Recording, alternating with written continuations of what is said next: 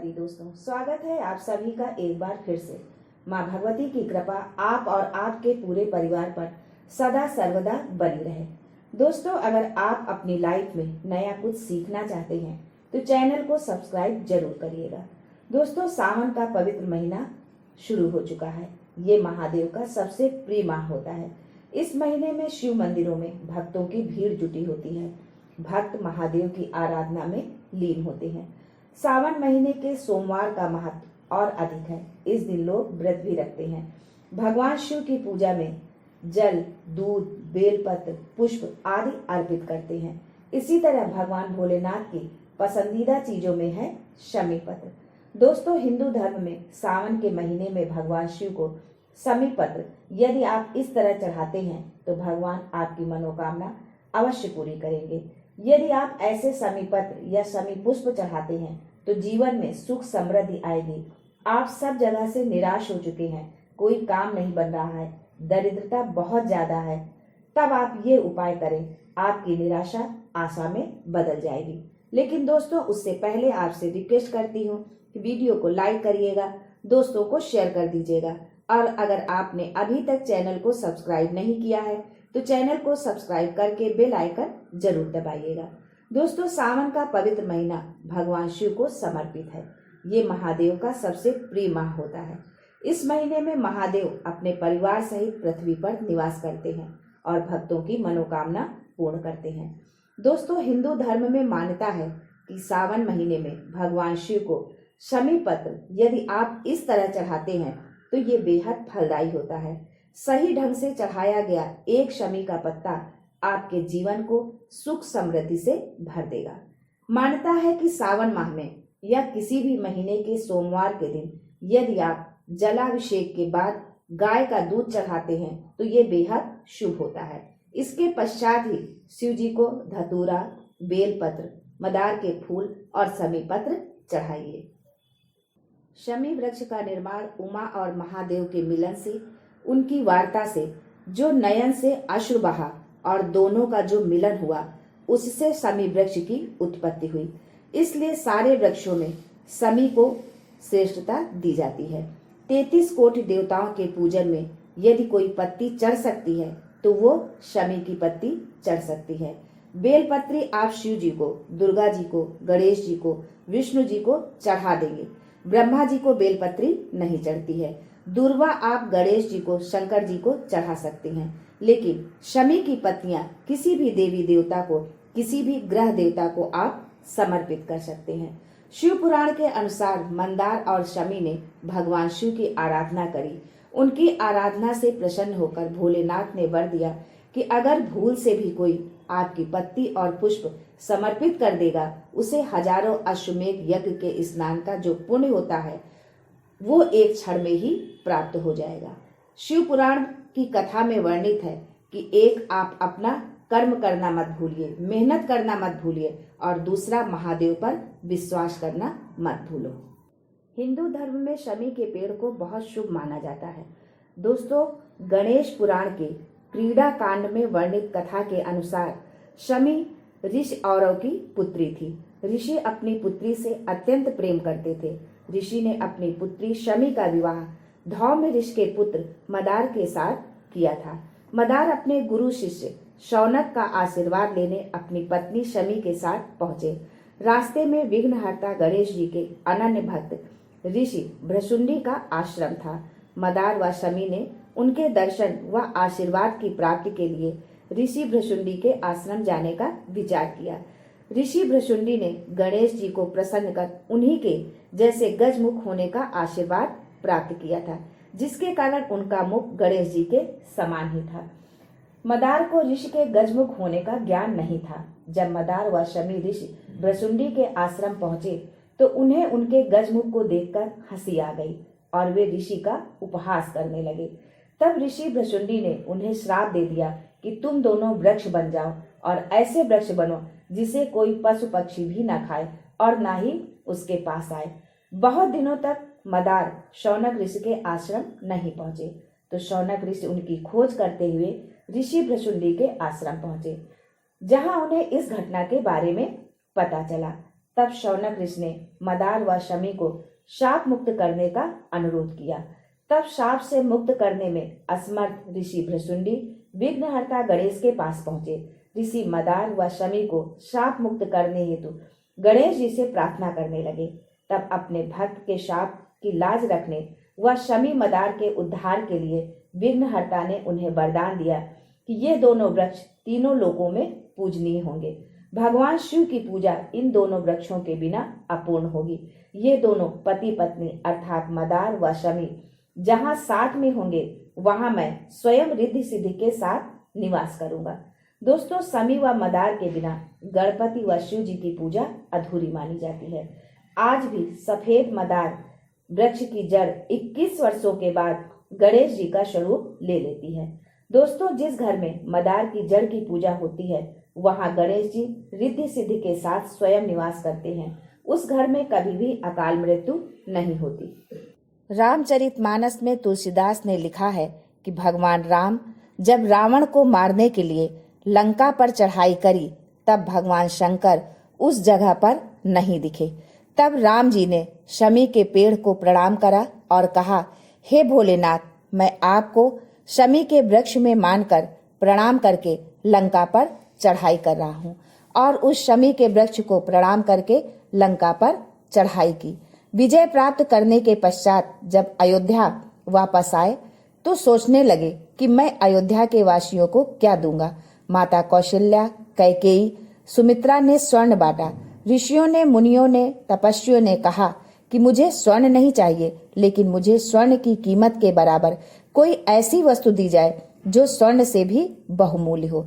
तब भगवान राम ने एक शमी का पत्ता ऋषियों को, साधुओं को दिया और कहा, ये मेरे शंकर का स्वरूप है। आज भी विजयदशमी के दिन शमी का पत्ता दिया जाता है।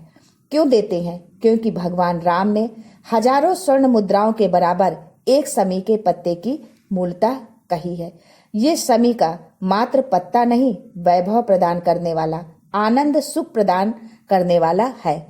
शमी से जुड़ी एक मान्यता ये भी है कि जब पांडवों को वानप्रस्थ दिया गया तब पांडवों ने भगवान कृष्ण से पूछा कि हम अपने अस्त्र शस्त्र को कहाँ रखें। तब भगवान ने शमी का पेड़ ही बताया।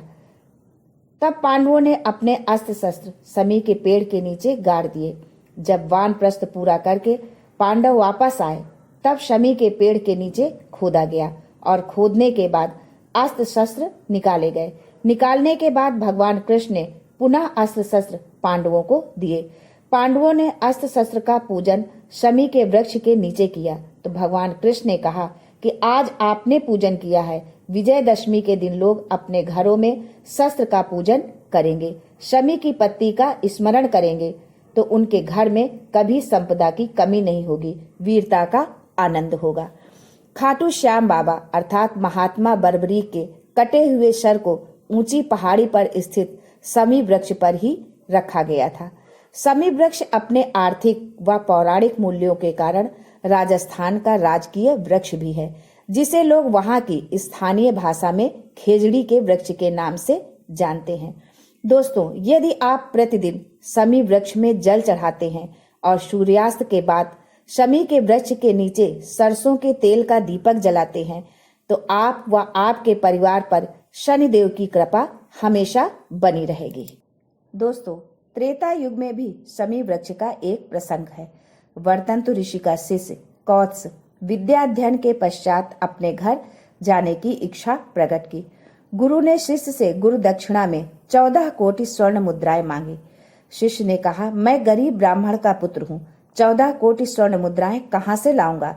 लेकिन गुरु दक्षिणा दिए बिना ज्ञान अधूरा था और वो आश्रम से भी नहीं जा सकता था। ऐसी स्थिति में कौत्स अयोध्या के राजा रघु के पास पहुंचे और उनसे ये राशि मांगी। राजा रघु ने उसी समय एक बड़ा यज्ञ किया था जिसमें अपार दान करने के कारण उनका खजाना पूरा खाली हो गया था।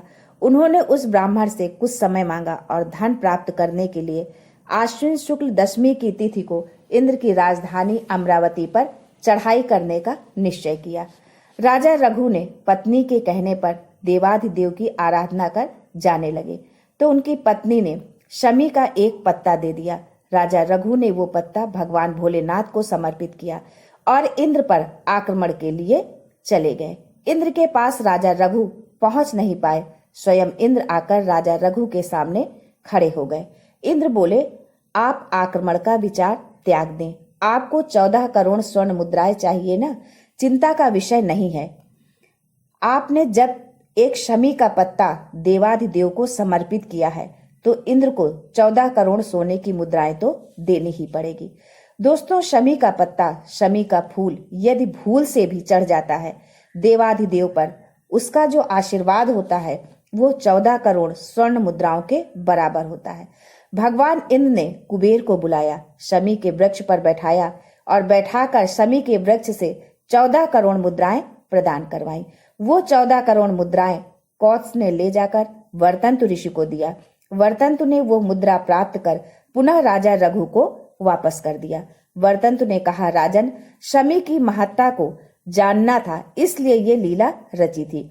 दोस्तों, आपसे निवेदन है कि जब कभी लगने लगे कि दरिद्रता, आर्थिक तंगी पीछा नहीं छोड़ रही है, तब आप ये प्रयास जरूर करिएगा।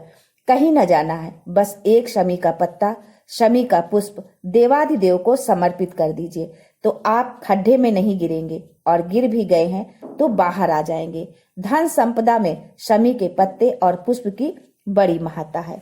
शिव कथा में एक शमी का पत्ता, एक शमी का पुष्प आपके जीवन में फल की अनुभूति करा देता है। ये पत्ता शिव को, गणेश को और शनि को प्रिय है। दोस्तों, ये थी शमी वृक्ष से जुड़ी कुछ पौराणिक कथाएं। इन कथाओं के माध्यम से मैं सिर्फ शमी पत्र का महत्व, उसकी शक्ति आप सबके सामने उजागर करना चाहती थी। अब आगे जानते हैं कि शमी की पत्ती को कब, कहां, कैसे चढ़ाना है और उससे क्या फल मिलता है। दोस्तों, शमी की पत्ती को चढ़ाने का एक नियम है।